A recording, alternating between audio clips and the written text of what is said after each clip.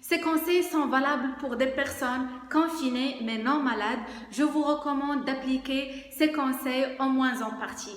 Il y a une méthode mémotechnique des 3 P qui est simple.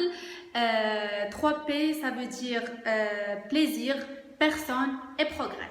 Pour ce qui est du plaisir, alors, c'est l'occasion de retrouver les moments de partage avec son conjoint, ses enfants, ses parents, son entourage en général et de jouer des jeux de société par exemple, bricoler, jardiner, créer, lire, s'attaquer aux soins du corps, les massages, l'esthétique, etc.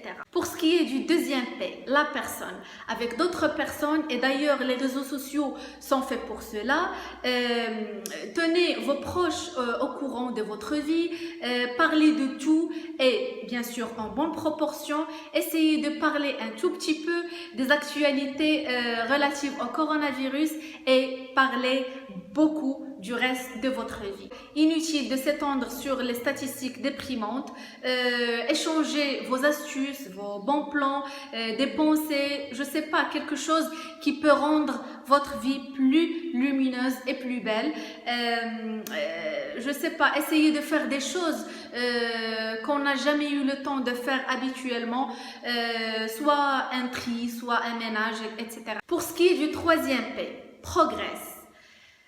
Puisque vous avez du temps, pourquoi ne pas l'employer pour progresser dans un domaine? Oui, exactement. Parce que cette période de confinement peut être une formidable occasion du développement personnel. C'est le moment de se livrer à de nouvelles activités, à savoir le yoga, la méditation, la danse, des séries de pompes et d'abdos.